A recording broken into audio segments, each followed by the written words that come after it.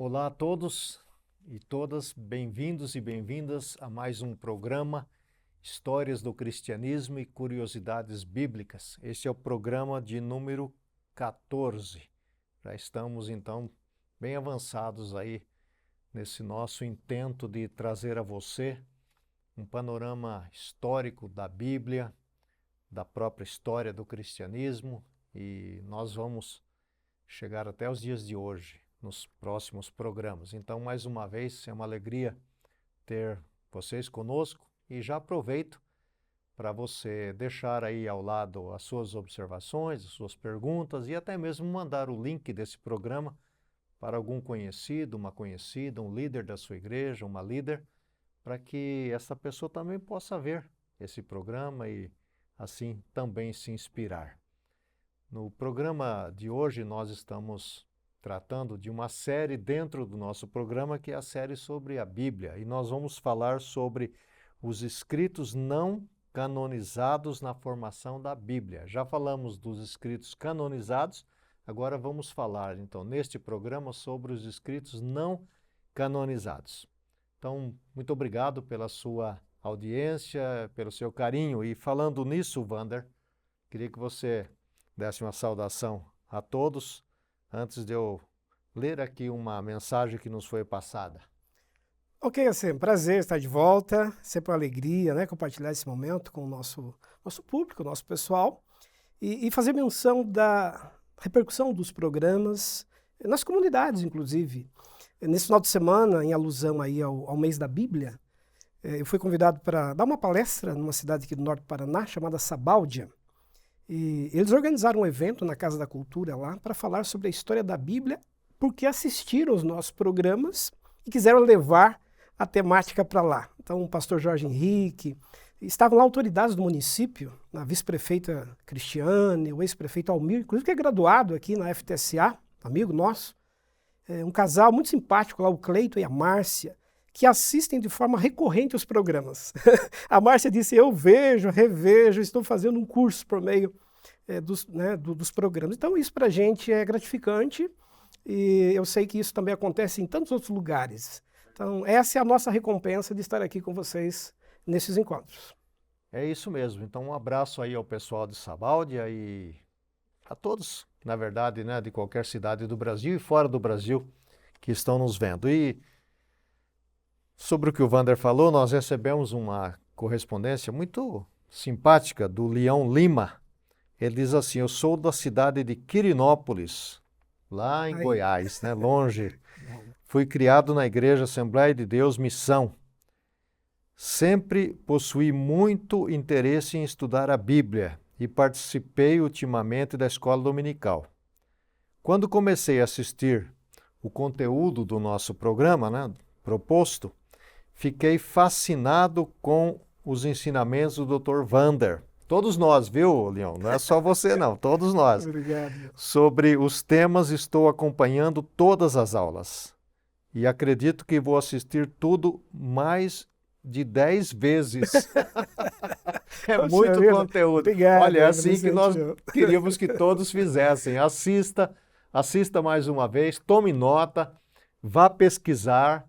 E você vai aprofundar cada vez mais aí na história, porque o nosso objetivo está sendo alcançado, que é de trazer a você o pano de fundo da história da Bíblia, da história do cristianismo. E ao fazer assim, e ao você se debruçar mais, naturalmente, quando você lê as Escrituras, você vai acompanhar melhor. E nós temos ainda, Wander, uma outra pergunta, na verdade, do Gustavo Guimarães. Obrigado, Gustavo.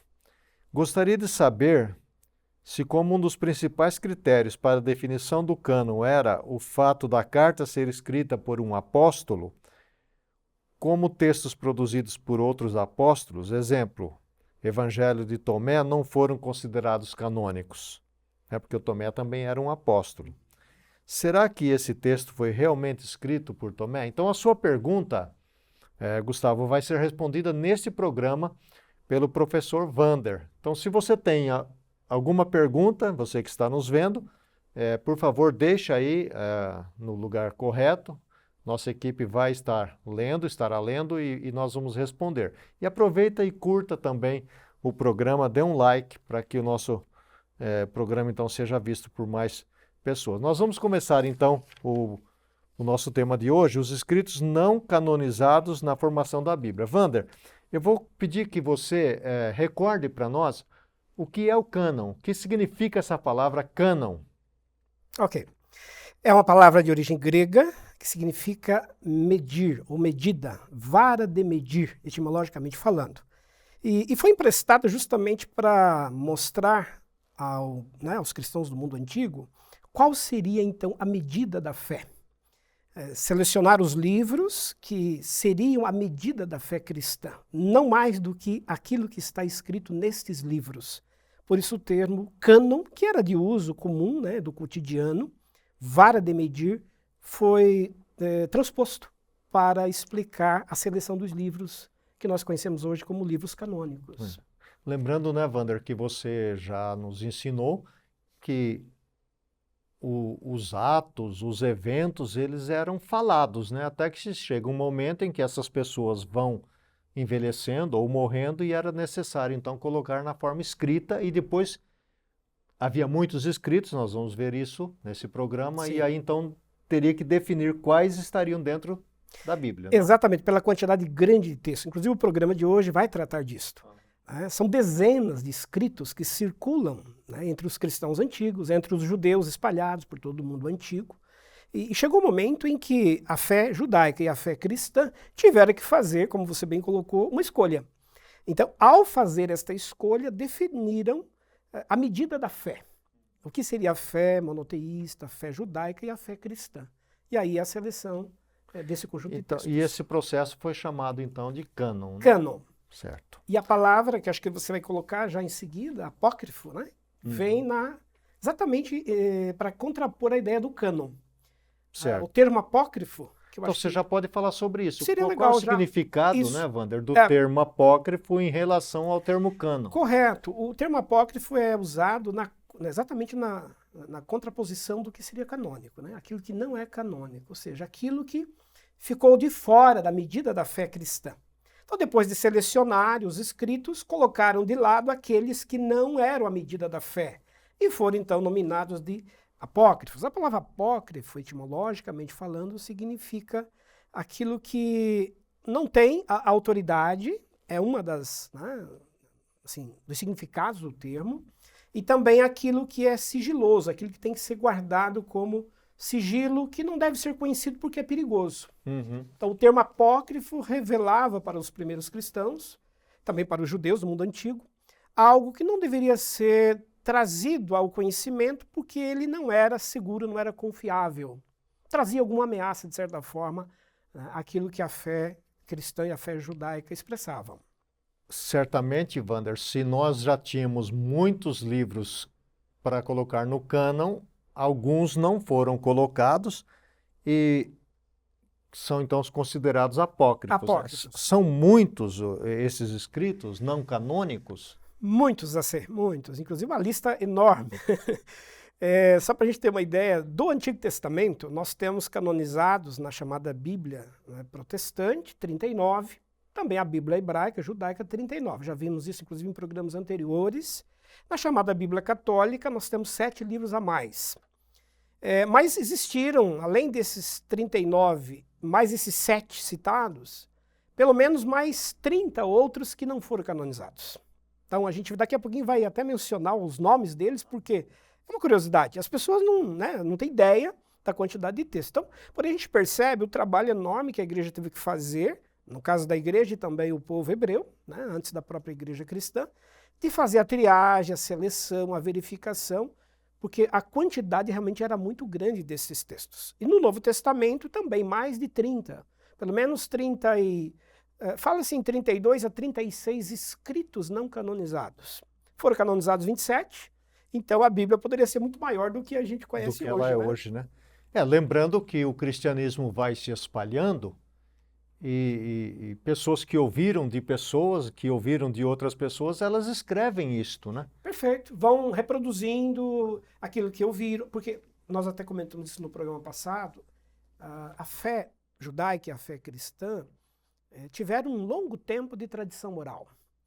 essas tradições orais, essas transmissões orais, antes dos textos, deram margem para que as memórias fossem espalhadas, disseminadas, as pessoas contavam essas histórias, esses relatos. E, à medida que o tempo foi passando, as pessoas começaram a escrever, transformar em texto esses relatos. E não havia um controle de quem estava autorizado a escrever ainda. Então, as pessoas, porque qualquer um poderia escrever, né? Exatamente, em diferentes lugares do mundo antigo resolviam escrever para não perder aquele relato. Exato. E ao escreverem, então, muitas vezes traziam tradições de outros, né, outros grupos, misturas de outras narrativas religiosas, os chamados, né, sincretismos, porque os povos também estavam espalhados por lugares muito diferentes. Mas nós temos judeus, por exemplo, espalhados por todo o mundo antigo. Então, Wander, quando é que se dá essa escrita? Só lembrando para você que nós estamos falando agora dos livros apócrifos, nós já não estamos mais falando dos livros que foram canonizados. Isso. Esses livros, aqui e acolá, eles são escritos quando? Ok. É concomitante aos outros? É mais ao final daqueles que foram canonizados. Entendi. Isso. Vamos mencionar e lembrar que até a gente vai ter um programa, né? O nosso próximo programa vai falar sobre a história de Israel, a história dos hebreus. Os judeus se espalharam depois que houve o exílio, né? Houve um grande exílio, que é o chamado exílio da Babilônia, no século 6 a.C. Os judeus ficaram por 70 anos nesse exílio. Terminado o exílio, os judeus retornaram em pequena parte para o seu território. A grande maioria não retornou. Os pesquisadores estimam, por exemplo, na época de Jesus, em torno de 5,5 milhões de judeus no mundo antigo. Deste total, apenas 1/3 ficou na terra da Palestina, na terra de Israel. Então, a grande maioria, 2/3 dos judeus, estão espalhados pelo mundo antigo. E é nesse período pós-exílio, aí nós estamos pensando nos 4, 5 séculos antes de Cristo, que toda essa literatura não canônica será produzida entre os judeus. Então, essas comunidades judaicas espalhadas por diversos lugares começaram a redigir saberes, tradições, memórias, os seus relatos orais, e isso gerou em cada grupo judaico, em cada comunidade judaica, né, as sinagogas que estavam espalhadas pelo mundo antigo, digamos, um apego para determinados autores e textos.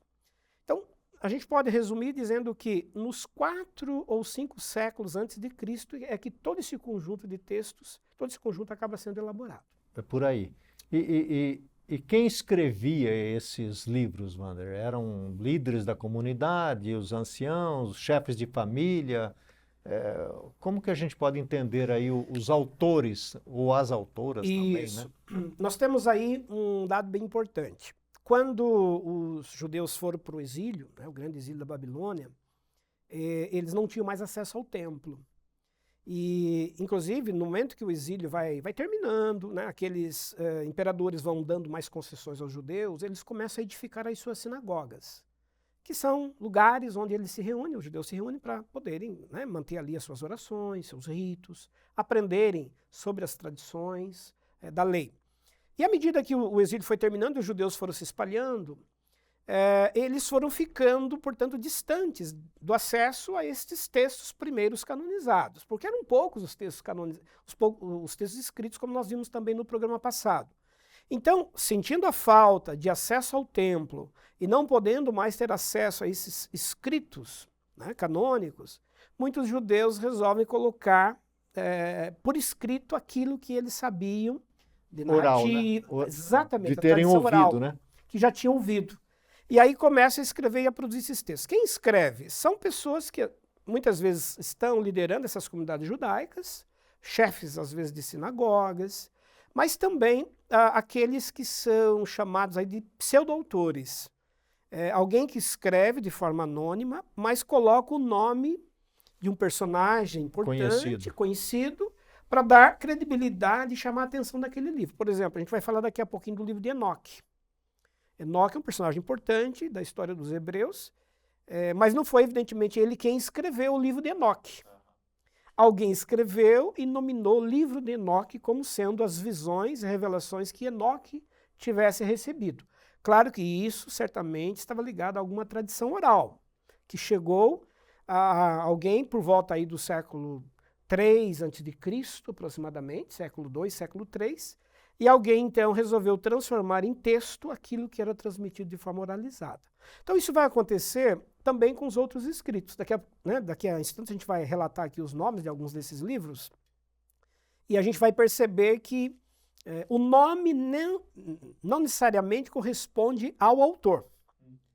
Muitas vezes é alguém produzindo de forma anônima. Hoje ainda alguns escritores, eles fazem isso, né? Sim, como um pseudônimo. Escrevem com um outro nome, Isso, né? perfeito. Ainda... E no caso da questão da crença, era muito importante valorizar um personagem da história bíblica. Agora, Wander, esses livros apócrifos, eles circulavam regionalmente ou tinha uma circulação maior? Alguns deles vão ter, inicialmente, claro, uma proximidade maior com aquela comunidade local. Nós estamos falando aí, se a gente pegar 5,5 milhões de judeus, 2/3 espalhados, eles estão em praticamente todas as cidades do mundo antigo. Os judeus eram comerciantes, então eles buscavam principalmente as cidades litorâneas, as rotas de comércio, e eles se movimentavam muito.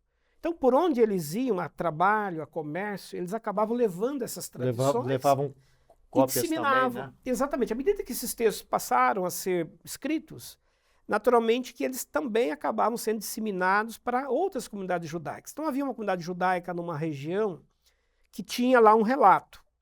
Uma outra comunidade, em um lugar bem distante, tinha um outro livro, um outro relato. Então, à medida que o tempo foi passando, eles foram fazendo as trocas desses textos, dessas informações, dessas tradições. Então, começa a haver uma grande circulação. E aí, assim, um termo que é bem importante, que aparece entre os pesquisadores, é o termo apocalíptico. Cria-se aí o que se chama de movimento apocalíptico judaico. O que é o movimento apocalíptico? É a ideia de um Messias, a espera messiânica.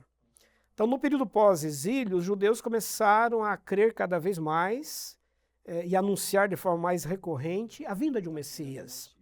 E aí, todos esses textos, essas literaturas, começam a dar explicações sobre duas coisas principais. Como que surgiu, por exemplo, o mal no mundo, de onde vem a tragédia, o sofrimento, a morte, por que que existe, por exemplo, a guerra, porque os exílios trouxeram muito sofrimento aos judeus. Então eles começaram a buscar as explicações para o sofrimento, o que a gente chama na teologia aí de teodiceia, né? Que é a explicação para a origem do mal e daquilo que é ruim. Da mesma maneira que eles tentavam entender o que de ruim havia acontecido e como surgiu o que era ruim, eles também olhavam para o futuro, para tentar entender como que isso um dia seria superado. Como que no futuro o mal seria vencido, a morte seria superada, o sofrimento. E aí começa a haver a espera messiânica. Virá um Messias que irá guiar então, o povo de Deus, rumo a uma terra de felicidade. Essa espera é uma fonte de esperança, né? Uma fonte de esperança. De motivacional, né? Perfeito. De enfrentar as dificuldades da vida, né? Correto. E essas literaturas não canônicas, na sua grande essência, valorizam esses aspectos. São literaturas que trabalham com perspectivas apocalípticas, que estão anunciando enfrentamentos, esperanças, falam, daqui a pouco a gente vai comentar um pouco do conteúdo detalhado de alguns desses livros, trazem a noção para esse povo hebreu, estamos falando aqui do Antigo Testamento, para um porvir melhor, para um futuro melhor. No Novo Testamento, quando a gente chega ao Novo Testamento, essas literaturas, elas também começam a circular entre as comunidades cristãs, claro, aí falando já do advento que aconteceu. Quer dizer, aquele Messias que viria, já veio. E ele já veio e ele trouxe perspectivas novas. Isso quando era lido na igreja, né? Na igreja, agora na comunidade. Então, é interessante eclésia. porque nós temos aí o contraponto, né? O judeu olhava para o futuro, para a vinda dele, e a igreja já olhava para o Messias que já veio, para o passado. Perfeito. São dois olhares para um mesmo episódio, um mesmo personagem que é o Messias. E agora a igreja quer entender e interpretar esse Cristo que veio. Então, essas literaturas não canônicas que vão circular no ambiente do Novo Testamento, e o que nós chamamos então de escritos apócrifos do Novo Testamento, vão trazer explicações sobre a história desse Messias, detalhes da vida dele. Daqui a pouco a gente vai comentar que os demais evangelhos, que os demais escritos não canônicos não trazem. Mas não só isso, também falam de Apocalipse. Vários desses escritos do Novo Testamento são escritos apocalípticos. né? Apocalipse de Pedro, Apocalipse de Paulo, Apocalipse de Tiago, e assim por diante. Mas aí já era sobre o retorno de Cristo. O retorno de Cristo. É. Aquilo que os judeus esperavam e esperam até hoje, a vinda de um Messias para libertá-los, os cristãos anunciavam já como uma segunda vinda, um advento para instaurar um reino de felicidade na Terra. Wander, quando a gente então olha para essa situação que você já está falando sobre os apócrifos do Antigo e do Novo Testamento, em que língua eram escritos esses apócrifos? Okay. Porque o judeu estava espalhado. Certamente o judeu falava outras línguas também, né? Sim, a língua grega já no século IV está disseminada em todo o mundo antigo praticamente, por conta da civilização helênica, de Alexandre o Grande, que disseminou a língua grega em todos os países, ou, aliás, em todos os territórios dominados por ele. Então, a partir do século IV a.C., esses judeus que estão espalhados por todo o mundo antigo já falam a língua grega e escrevem esses textos na língua grega. Então, quase todos esses escritos, tanto do Novo quanto do Antigo Testamento, já são versados na língua grega, com exceção de alguns escritos mais específicos entre os judeus, que aí sim são mantidos na língua hebraica ou aramaica, mas que com o tempo foram também transcritos para o grego, justamente para poderem circular. Para ter uma circulação maior, né? Maior, porque o grego no mundo antigo é como o inglês hoje. Você falava e você era ouvido e entendido em qualquer lugar, enfim, do território, do mundo mediterrâneo, inicialmente dominado pelos gregos, depois dominado pelos romanos, né? Interessante isso, né? Porque as gerações que vão surgindo, naturalmente que eles acabam aprendendo a língua dos pais, as primeiras, mas as outras já não aprendem tanto, né? Já tem dificuldade de manter a língua mais... E aí a língua grega era a língua universal comum, universal, né? Comum. Que é interessante mesmo. Então, na sinagoga eles também liam esses apócrifos? Também liam. Os judeus espalhados em diversos lugares. Enquanto o cânon judaico não havia sido definido, o cânon judaico só será definido mesmo no ano 90 depois de Cristo, que foi o programa anterior. Aliás, inclusive a gente deixa aqui o convite a quem não assistiu, que assista o programa anterior.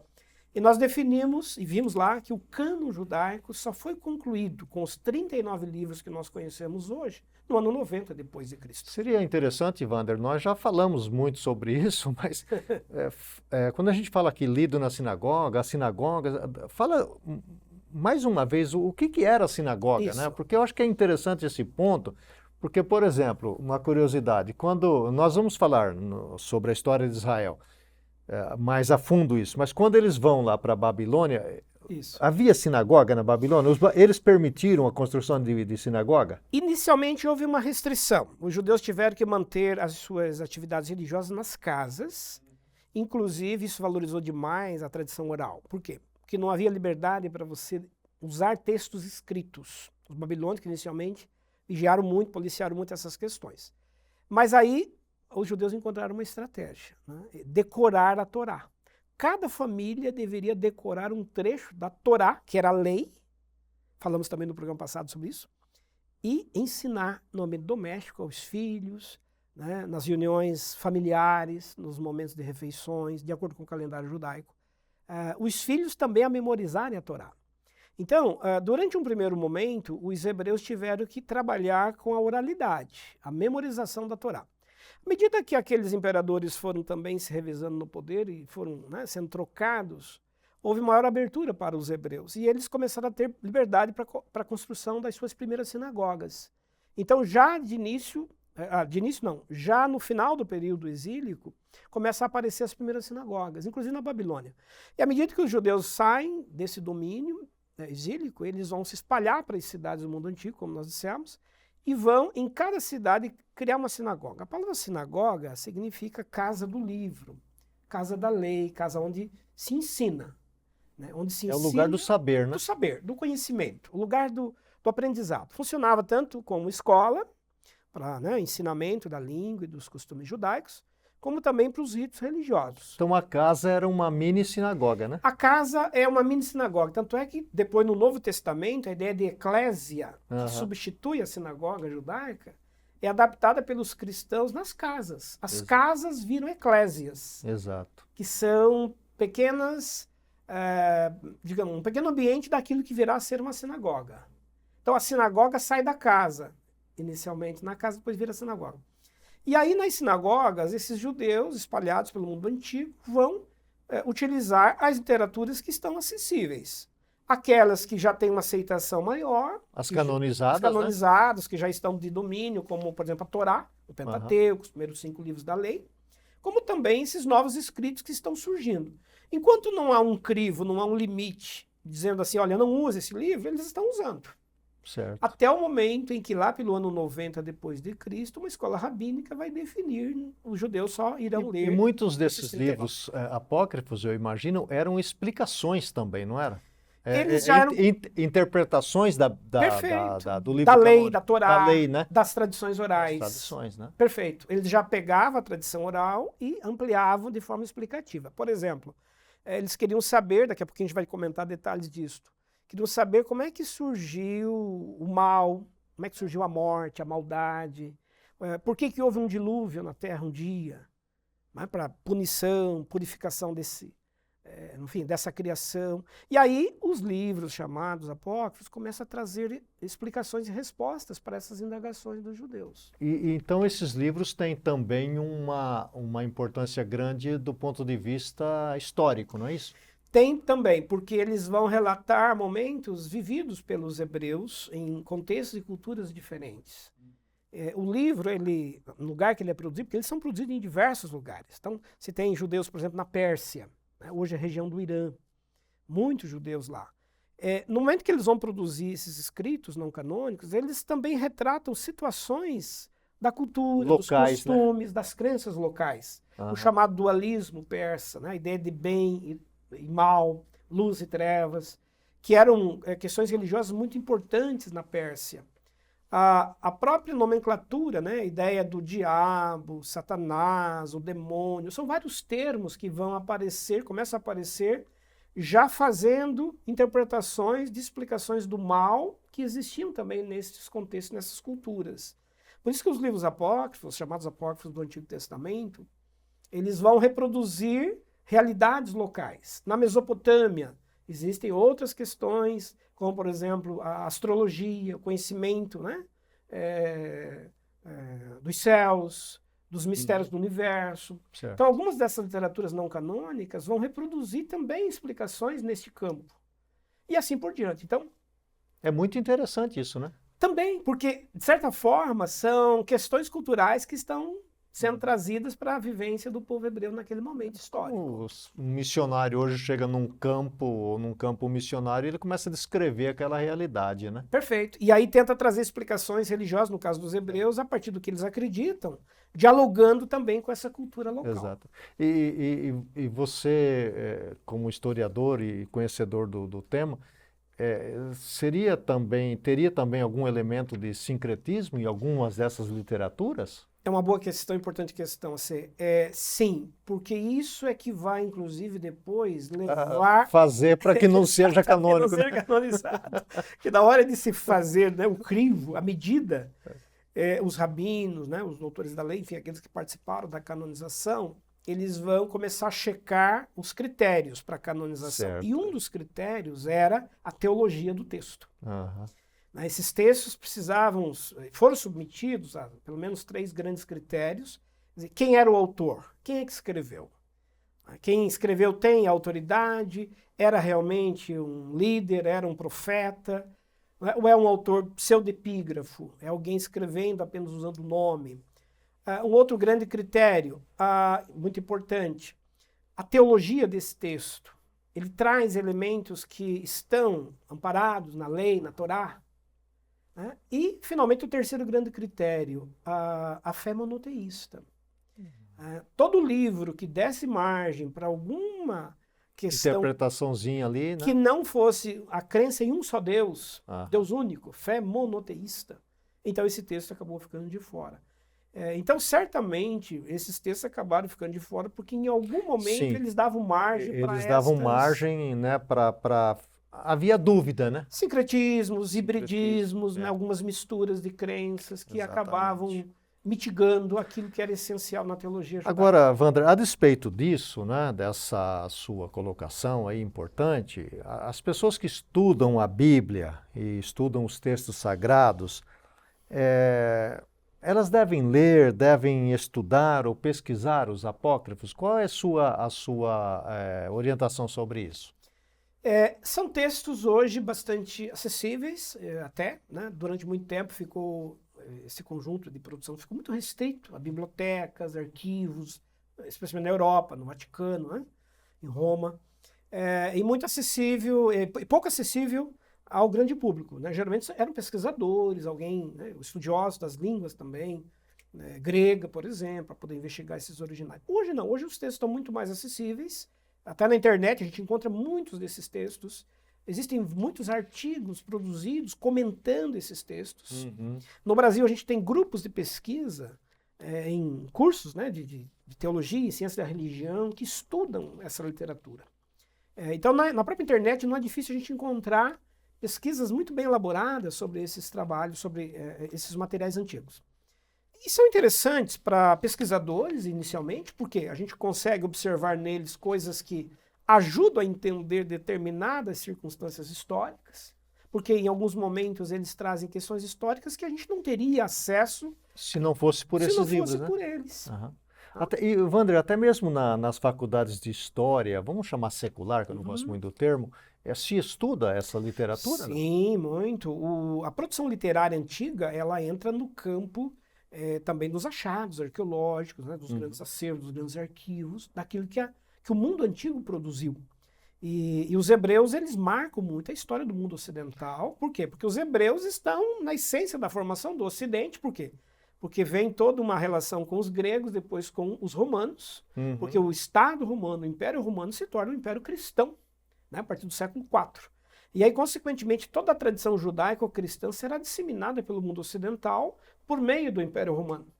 E aí, os estudiosos do mundo antigo, do cristianismo antigo, da história antiga, vão ser bem importantes, né, nas pesquisas que fazem sobre esse material, sobre essa literatura, sobre essas formas de pensamento. Tá. Se você está nos vendo e você faz história, ou cursa história, ou quer cursar história, veja lá no departamento da sua escola se tem algum grupo de pesquisa sobre essa literatura antiga e faça parte, né? Quem sabe é uma hora bacana de você ali aprender um pouco mais. Agora, Wander, você já mencionou e eu queria que você nos falasse, que eu fiquei até surpreso com a quantidade de livros, porque a gente só pensa naqueles 7, né? Naqueles 7. Mas tem uma quantidade, parece razoável aí. Bem grande.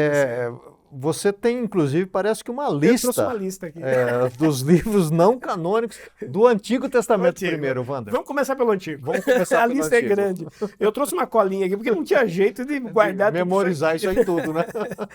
Perfeito. Então eu vou rapidamente, né, ler aqui para vocês até terem uma ideia dos nomes, né, que livros são esses. Alguns são mais conhecidos, como você bem colocou, mas eu acho que vale a pena a gente mencionar aqui. Por exemplo, o primeiro livro de Adão e Eva, isso aqui do Antigo Testamento, é a lista do Antigo Testamento.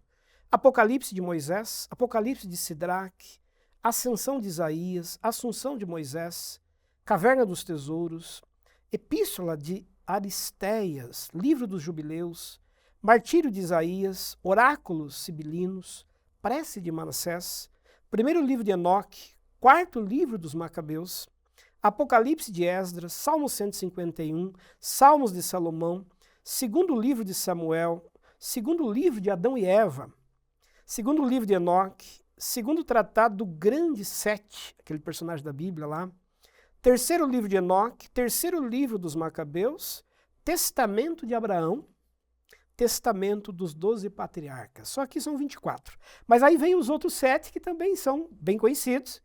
E aí sim, esses estão na Bíblia Católica. Poderia ler também esses outros 7. Sim, Baruque, Eclesiástico, livro de Judite, primeiro e segundo livro de Macabeus, livros, né, de Macabeus, livro de Tobias, Sabedoria, e também algumas adições, alguns acréscimos ao livro de Daniel, e também alguns acréscimos ao livro de Esther. Aí tem quantos, mano? Só aqui nós já temos 33, 34 mais não canônicos. Mais os canônicos. Mais os 39 canônicos que nós temos, imagina o número que a gente já vai, né? Já passou de 70 aí, né? Já ficou maior do que a Bíblia Toda, protestante toda. Exatamente. 70, né? 70. Então, e seria...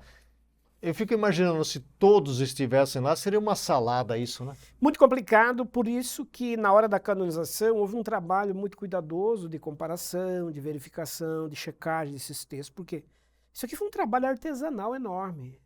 Para esses rabinos, para esses doutores, né, do judaísmo, poderem chegar à classificação e à seleção. Porque alguns desses textos eram muito populares, assim. A gente vai falar daqui a pouquinho, né, comentar rapidamente alguns deles, para quem está nos acompanhando ter uma ideia. Eram muito populares, estavam disseminados, estavam impregnados na cultura judaica.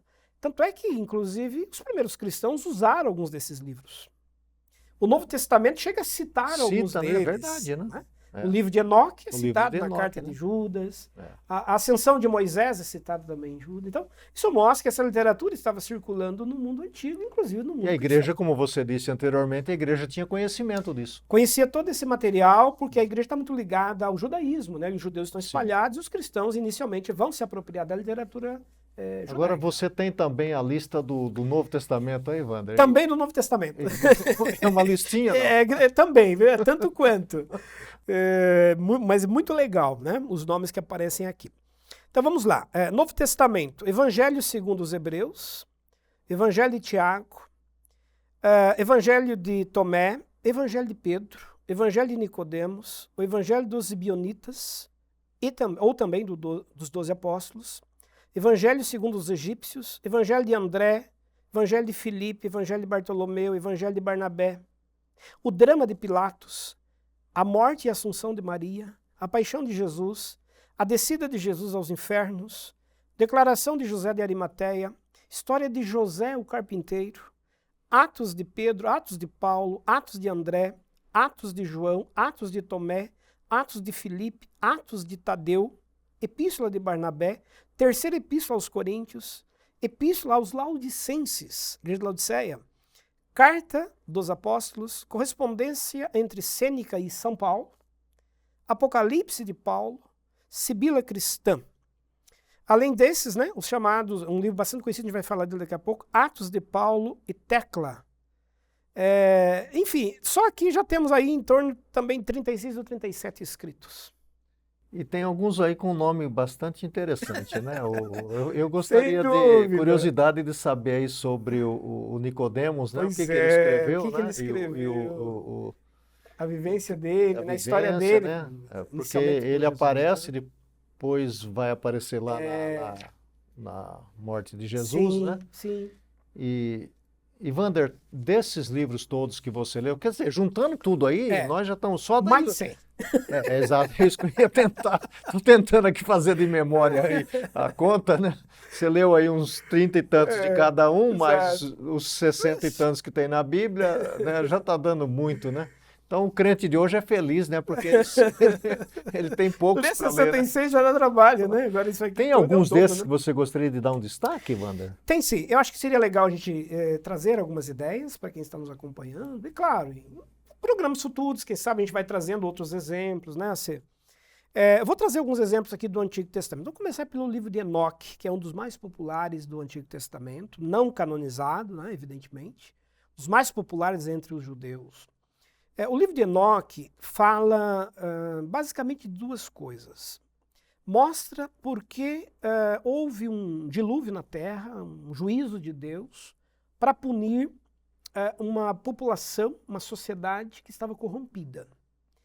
E aí ele vai explicar por que houve essa corrupção.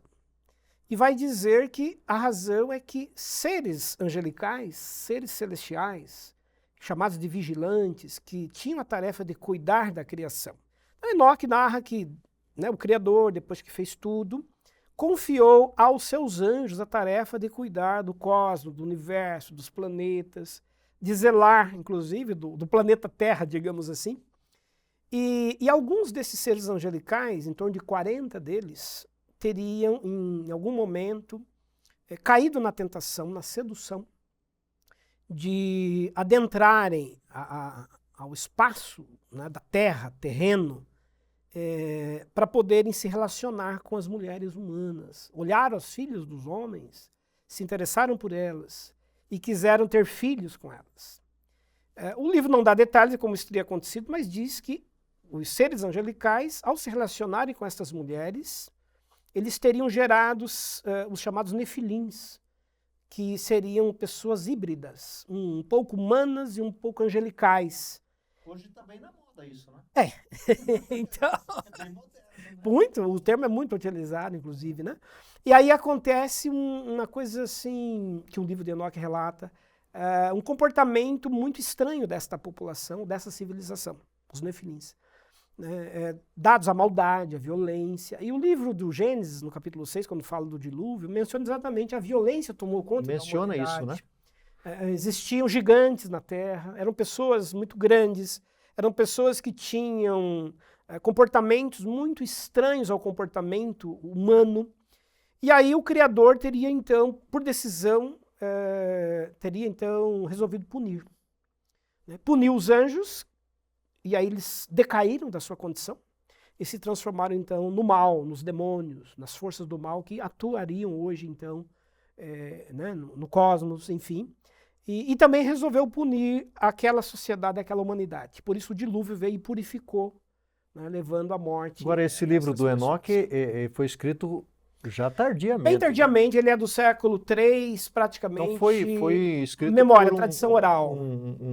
Alguém que usou o nome. Perfeito, né? alguém, como você mencionou, né? pseudepígrafo. Um texto escrito por alguém, provavelmente do século III, 2 a 3 a.C., já no período pós-exílio, que está recordando uma tradição oral, uma memória que vinha sendo contada.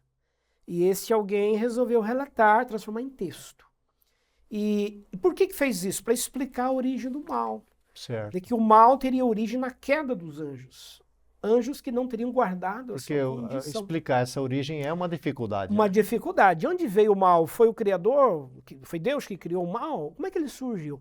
Então teria surgido pela tentação desses seres de transpor o limite. Eles tinham um limite de permanecerem na esfera, né, celestial, digamos assim, mas resolveram adentrar o espaço humano e se relacionar com os seres humanos. Antes de você mencionar outros livros, Wander, uma curiosidade, esses livros têm... Qual é o tamanho desses livros? Que escrita? É uma página, 10 páginas? Eles são, o texto de Enoque é um texto razoavelmente grande. Ele lembra muito o livro de Amós ali, Miqueias. É uma narrativa extensa. Por quê? Porque além desse episódio, desse fato que eu mencionei, tem um segundo grande tema no livro de Enoque, que são as visões que Enoque teria tido. Porque o texto diz lá que Enoque andava com Deus, e Deus o tomou para si. A própria narrativa do Gênesis coloca isso, né? Um personagem já misterioso. Misterioso, né? Deus o tomou para si. Então, o livro de Enoque vai dizer que várias vezes Enoque foi levado à presença de Deus, a um outro lugar, a um paraíso, a um lugar diferente daqui. E lá ele viu coisas extraordinárias e ele então revelou estas coisas. Então o livro de Enoque relata como seria essa outra vida, nessa outra dimensão divina. Inclusive relata coisas futuristas, uma ideia de apocalipse, a ideia inclusive de um futuro Messias que viria a salvar, já está contido no livro de Enoque. Por isso que o livro de Enoque é muito popularizado no mundo antigo, tanto entre os judeus quanto os cristãos, ao ponto dele ser citado na carta de Judas do Novo Testamento. Agora, Wander, no Novo Testamento tem algum livro assim que você gostaria de trazer para nós? Tem, eu vou mencionar, gostaria de trazer rapidamente pelo menos uns 2 ou 3 aqui como exemplos. De cada um? Tá. Então tá, então vamos dar seguimento. Eu queria falar um pouquinho mais do Antigo Testamento, se mais um caso pelo menos. Para ficar forte essa ideia. Essa ideia. Por exemplo, o livro Ascensão de Moisés, outro livro bem conhecido e citado inclusive por Judas. A narrativa judaica tradicional diz que Moisés subiu a montanha e nunca mais foi visto. Que ele não entrou na Terra Prometida. Não entrou na Terra Prometida. Subiu a montanha e Deus o sepultou lá, ele morreu lá. Então, o relato bíblico é de que Moisés teria morrido lá. Só que também nunca foi encontrado o corpo de Moisés. Tanto é que na carta de Judas aparece uma menção de que havia uma luta lá por causa do corpo de Moisés. E aí o livro Ascensão de Moisés explica que, na verdade, Moisés não teria morrido, teria sido trasladado como Elias, levado vivo ao céu. Por isso que o seu corpo nunca foi encontrado. E por que Moisés teria sido trasladado? Para um dia retornar à terra. Então ele retornará, segundo essa narrativa, juntamente com Elias, para cumprir uma missão divina na terra. E aí quando aparece, por exemplo, em Mateus 17, na transfiguração, Jesus, os apóstolos e Moisés e Elias aparecem para ele ali, seria uma comprovação, de acordo com essa narrativa, de que Moisés e Elias realmente teriam sido levados para voltarem um dia para poderem testificar o Messias. E não só isso. Há um relato de que eles voltarão no fim dos tempos para alertar o povo hebreu sobre um falso Cristo, um falso Messias que vai surgir na Terra. Então, esse livro ele é apocalíptico, ele trata de questões que, né, ainda já aconteceram, claro, coisas envolvendo Moisés, mas também daquilo que ainda irá acontecer. Essa também é uma escrita já mais tardia, né? Não tem nada a ver lá com o tempo do Moisés. Né? Não tem. É uma memória, uma narrativa, uma tradição oral que foi sendo transmitida e que pelo século II, século III a.C., foi transformado em texto. Eu faço essa pergunta para você, quando a gente está falando do Moisés, não vai pensar que isso aqui é lá no tempo do Moisés, isso é depois, né? Como Perfeito. o Wander está explicando, o povo vai falando, vai transmitindo, até que finalmente alguém escreve Alguém isso. escreve. Moisés viveu lá pelo ano 1200 a.C., né? 1200, 1100 a.C. Então isso aí é uns 1000 anos Então, depois. de 1000 anos de diferença. É. Então, nós temos 1000 anos de tradição oral, Já pensou? contando a história. Quanto tempo se conta a história? Muito. Né? E aí, imagina essa história espalhada, disseminada entre os hebreus. Pensa em termos de Brasil, isso é 2 vezes a história do Brasil, né? É muito e depois, tempo. quando alguém resolve escrever e transformar em texto, que chegou até nós, né? Acho assim, esses 2 livros retratam assim, uma ideia para gente. Para dar uma ideia para o nosso público, perfeito. né, Wander? E no Novo Testamento, antes de você entrar lá nas ilustrações do Novo Testamento, você citou aí o Evangelho de Hebreus, né? Esse é o nome certo aí, né? Evangelho de Hebreus. Só para explicar para o povo que não é a carta aos Hebreus. Não é a carta aos Hebreus, né? Exatamente. É outra coisa, né? Outra coisa. O Evangelho dos Hebreus é um outro livro não canonizado. Certo. Perfeito. E você tem, assim, algum que você gostaria de dar um destaque? Sim, gostaria de destacar do Novo Testamento pelo menos uns 3 exemplos bem interessantes. Né? Primeiro, vamos começar pelo Evangelho da Infância de Jesus, que é um evangelho... Esse é bem interessante. Muito, porque nada se fala dele. Todo mundo tem curiosidade, né? Como é que teria sido a vida dele enquanto criança. Né? Esse evangelho, ou essa narrativa, aparece em alguns evangelhos chamados apócrifos. Nós lemos aqui uma lista de vários evangelhos, né? Sim. Veja, quase todos os apóstolos aqui têm um evangelho, vários deles, André, Filipe, Bartolomeu, Barnabé, enfim. Então, há uma narrativa sobre a infância de Jesus nesses evangelhos apócrifos. E aí aparecem cenas assim, pitorescas algumas, né? E algumas coisas bem curiosas. Por exemplo, ele enquanto menino, acho que mostra a humanidade dele, criança, como qualquer menino da sua época, que teve que aprender a ler, aprender a escrever, né? Precisou aprender passo a passo o que é ser humano, né? Viver como um ser humano. Correr, né, no mato. Brincar com os outros meninos. Subir na árvore, né? Sem dúvida. E aí algumas traquinagens, né? Algumas peraltices desse menino, que também eventualmente era divertido lá pela mãe, por Maria, que chamava a atenção dele. Então ele também foi educado. E aí tem até um episódio em que eles estavam brincando, né? As crianças estavam brincando lá, ele com os meninos, e de repente alguém joga uma pedra e atinge um passarinho. Esse passarinho morre. Aí o menino Jesus, 6 ou 7 anos de idade, coisa assim, vai até lá, pega o pássaro, sopra, e ele vive de novo. Todo mundo fica espantado com ele. E Maria guardava essas coisas no coração. O texto diz. Eu já sabia. Que coisas. Então, tem relatos assim impressionantes. Outro texto bem assim, curioso, a história de José, o carpinteiro, que é o pai de Jesus. Pouco se estuda, né, se sabe sobre a vida dele. Então, há um relato de que ele já era viúvo quando se casou com Maria. Ele tinha em torno de 40 anos, vinha de um primeiro casamento. E já tinha filhos desse primeiro casamento. E seriam esses filhos os chamados irmãos de Jesus que aparecem na narrativa do Evangelho. Aí está a explicação, né? Aí a tradição católica, por exemplo, vai usar bastante esse texto para dizer que os irmãos de Jesus seriam esses irmãos de um primeiro casamento de José. E Maria só teve mesmo Jesus. Né? Perfeito. E aí o texto diz que José viveu mais 49 anos depois que se casou com Maria, então teria morrido aos 89 anos.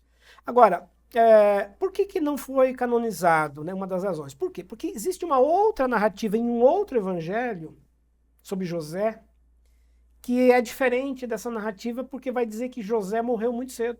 E o José morreu quando Jesus tinha em torno de 30 anos aproximadamente, quando ele iria iniciar o seu ministério. E o anjo veio lá e disse que ele iria morrer. Inclusive tem um relato bem curioso, né? O anjo chega na casa para levar José, o anjo da morte. Uhum. E o anjo da morte não quer entrar na casa. E aí alguém sai lá e diz, mas por que você não quer chegar à casa? Ele diz, eu não posso chegar na casa porque o autor da vida está aí dentro. Referindo-se a Jesus, testificando, né, quem ele era. E esse evangelho também é interessante, ou essa narrativa é interessante para dizer por que Jesus, depois quando ele morre na cruz, vai confiar a João a tarefa de cuidar da sua mãe, né? Porque ela iria ficar viúva. Eis aí, né? Eis aí fala, né? a sua mãe, eis aí o seu filho. Então, são narrativas diferentes sobre a história de José. Tem um outro caso, para mim, bem curioso, por causa do nosso tempo aqui, a gente vai correr um pouquinho, assim. Um texto não canônico que é Paulo, Atos de Paulo e Tecla. Tecla é uma jovem noiva que estava para se casar, e esse livro apócrifo diz que Paulo pregava o celibato, né? E ele aconselhava que quem pudesse ficar celibatário seria melhor, que não se casasse, mantesse na castidade. E essa moça, chamada Tecla, teria desistido do casamento por causa dessa pregação de Paulo. E aí o noivo dela e a mãe ficaram furiosos, perseguiram Paulo, né? Ele foge, vai ser preso, denunciado. Aí a cidade resolvem queimar a Tecla, né, em praça pública. Aí vão preparar a fogueira, aí vem uma tempestade, molha tudo, eles não conseguem queimar, ela sobrevive. E resumindo a história, né? Tecla vai fugir, vai viver numa caverna até 72 anos de vida. E aí aos 72 ela muda-se para Roma, para poder ser sepultada junto com o apóstolo Paulo. Então, esse livro apócrifo, ele circulou muito nas primeiras comunidades, valorizando a castidade, o celibato, por que alguns apóstolos não teriam se casado, como Paulo, e vão ser literaturas bem importantes usadas pelos monges, os primeiros monges que vão formar no século IV a comunidade no deserto, para justamente justificar a ideia de celibato. Dava um fundamento, né? Dava um fundamento. E depois, acho que daí para responder a pergunta do nosso amigo aí, o Gustavo, né, já pegando um gancho, Tomé, por exemplo, o Evangelho de Tomé, que foi encontrado em 1945 no Egito, não foi canonizado. E aí por quê? Né, o próprio Gustavo perguntou aqui pra gente, por que não foi canonizado se o autor é um apóstolo? Então ele foi encontrado... Porque era um dos requisitos. Um dos requisitos. Foi encontrado num cemitério, num manuscrito, está hoje numa biblioteca lá no Egito, por uma questão teológica. O texto ele é muito gnóstico, ele valoriza muito a ideia da sabedoria e do conhecimento e não enfatiza a humanidade. Na narrativa do Evangelho de Tomé, Jesus é apresentado quase como um ser não corpóreo, como se fosse uma espécie de espírito que tinha uma aparência corpórea apenas, que dava margem para negar a sua plena humanidade. Sim. Que é uma ideia docética, né? Os docetas eram pregadores que sincretizaram o cristianismo com crenças gnósticas, porque o gnosticismo negava a plena humanidade. E Wander, aí, explica o que é o gnosticismo, sim, porque talvez alguns isso. queiram saber. Perfeito. A palavra gnose significa conhecimento. É uma corrente filosófica que se espalhou muito no mundo antigo, que dizia o seguinte: o ser humano só será livre, feliz, só vai alcançar a salvação no momento que ele for vencendo a matéria e se libertando da matéria, se libertando do corpo, do que é material. Que o corpo é ruim. É né? ruim, é mau, é pecaminoso. Uhum. Então, para alguém ser feliz, terá que vencer o corpo, anular o corpo. E para ele se desenvolver, ele tem que buscar o conhecimento. A palavra gnose significa conhecimento. Então, o Evangelho de Tomé, ele apresenta um Jesus que valoriza apenas o conhecimento e nega uma plena humanidade desse ser humano. O que entraria em contradição, né, com as cartas canônicas. Com as cartas canônicas que falam que era preciso que ele fosse humano, plenamente humano, que ele fosse crucificado. Né? Se ele não foi humano, como é que ele foi crucificado? Como é que ele ressuscitou? João chega a dizer, todo espírito que nega Jesus vindo em carne, seja anátema, né, o verbo se encarnou. Então, resumindo aqui para o nosso colega Gustavo, muito provavelmente, então, esse Evangelho de Tomé é um evangelho pseudepígrafo, alguém que escreveu usando o nome de Tomé. É provável. E a né? igreja checou e concluiu. Porque se o Tomé conviveu com Jesus, ele viu que Jesus era de verdade. Tanto é, carne e osso, né? Tanto é que o evangelho de Tomé diz que ele quis pôr a mão lá, né? Eu quero pôr a mão aí para saber se Como ele poderia pôr a mão, né, se você tem um corpo mesmo aí, tem se é corpo, você mesmo, se você tem corpo. Talvez até por isso, por causa desse episódio, é que o livro aí foi escrito, né? Ressaltando esse aspecto para contrapor a uma corrente que estava circulando dizendo que Jesus talvez não tivesse um corpo igual ao Exatamente. nosso. Né? Então esse é um caso bem curioso. Enfim, e aí eu acho que para encerrar, né, nesses exemplos, o Apocalipse de Pedro. Um outro texto muito espalhado, disseminado na igreja antiga. Fala de duas coisas. De uma viagem que Pedro teria feito ao paraíso, semelhante àquela que Paulo teria feito, em que ele viu coisas extraordinárias, inefáveis, ele relata algumas coisas ali. Mas não só isso, relata a ida dele também ao inferno, para conhecer como que seria a condenação das pessoas que morreram no pecado, na maldade. E o Apocalipse de Pedro relata os juízos, como que serão julgados aqueles que cometeram crimes, praticaram mal, e com detalhes. E existe, né, na narrativa tem anjos que executam esses juízos, que punem, erro por erro dessa humanidade tomada pelo mal. Então, é um texto que teve um grande impacto na igreja antiga, porque falava daqueles que perseguiam a igreja e seriam punidos, né, daqueles que estavam praticando crimes, matando os cristãos seriam punidos. Então, é um apocalipse que circulou muito e na hora da discussão do cânon houve um debate. Qual apocalipse deve ser canonizado? O de João, o de Pedro, o de Paulo? Porque existiam também outros, né?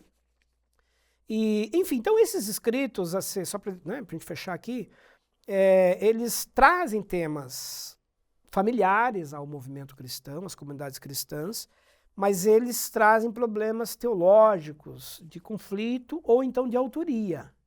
Né? São pseudepígrafos.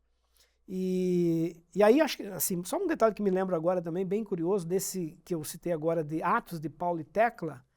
Por causa da Tecla, essa personagem, essa mulher, a igreja antiga, em algum momento, segundo a narrativa, deu autoridade à mulher mais do que era costume na tradição.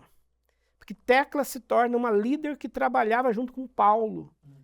E o texto chega a dizer que Paulo deu a ela autoridade para ela pregar, inclusive celebrar os ritos cristãos, de batismo, participar da ceia. Então, conferir à mulher uma liderança que naquela cultura judaica era algo estranho, muito provavelmente deve ter pesado, impactado para que esse livro, na hora da análise do cânon, tivesse ali um questionamento maior, né? Queria convidar você para rever os programas anteriores, onde o professor Wander explica com detalhes os aspectos da canonização, os pormenores, as dificuldades encontradas na época, porque é um período grande, não é, Wander? Muito grande. Nós estamos falando de 3 séculos de processo de estudo, de pesquisa, para chegar naturalmente também à orientação do Espírito Santo. A gente não pode deixar de mencionar isso, porque se ele inspirou, ele também dirigiu para que esses livros fossem colocados na Bíblia Sagrada. Wander, vamos encerrar nosso programa, né? Chegou no nosso momento de encerramento. Eu queria só que você, como historiador, incentivasse ou falasse da importância da gente também ler esses livros, até porque você já mencionou antes, muita coisa da história nós não conheceríamos se não fossem esses livros. Perfeito, muito importante isso, até para a gente comparar com os canônicos e ver o cuidado que houve na seleção desses escritos. Exatamente. Eu acho que isso só valoriza o trabalho, você falou em inspiração, né? A participação humana nesse processo, mas uma participação muito respeitosa, criteriosa. A igreja, os próprios judeus, não quiseram canonizar qualquer texto. Submeteram a um crivo, né, a uma revisão, a um trabalho de pesquisa. Nós estamos falando aí de 3 séculos entre a escritura e a canonização. Então, acho que quem queira conhecer e estudar, né, claro que a gente acaba aqui no curso de teologia entrando em outros detalhes, aprofundando mais isto com os estudantes, para justamente ampliar a compreensão de fatos, de acontecimentos que envolvem, né, o passado bíblico, o passado do cristianismo, e que pelos relatos canônicos nem sempre a gente consegue observar. Wander, mais uma vez obrigado. Programa riquíssimo, com detalhes. Queria que você desse uma palavra de incentivo e também já de despedida, porque estamos chegando ao fim do nosso programa. Legal, agradecer a todos que têm participado com a gente tem acompanhado ali, né, nos comentários dos programas, como o pessoal é receptivo, acompanha, divulga. E como eu disse no início do programa, por onde a gente vai agora, né, dar uma aula, dar uma palestra, a gente encontra pessoas que estão assistindo, acompanhando os programas. E participe, interaja com a gente, pode mandar questões. Nossa finalidade aqui não é defender, né, determinados grupos, fazer um programa apologético, disso contra aquilo. Não, é trazer questões da história, do passado, e ajudar a quem quer conhecer mais, saber mais, e deixar que vocês tirem as conclusões a partir daquilo que a história também nos revela. Obrigado, Wander. E a partir deste programa nós temos um novo produtor, que é o Matheus, que está conosco aqui no estúdio, nos acompanhando, ensinando, instruindo. E eu queria deixar um convite para você.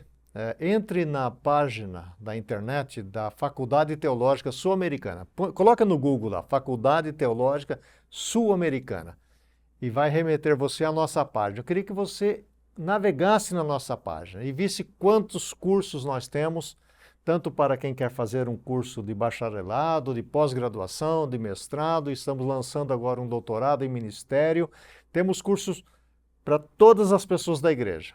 Nossa faculdade não é para preparar pastores ou pastora, também missionários, obreiros, pessoas que trabalham em ONGs, em assistência social, mas nós queremos principalmente preparar o povo de Deus para que, disperso pelo mundo, realize a missão de trazer o Evangelho de Jesus Cristo a este povo brasileiro, a tantos povos da América Latina e do mundo.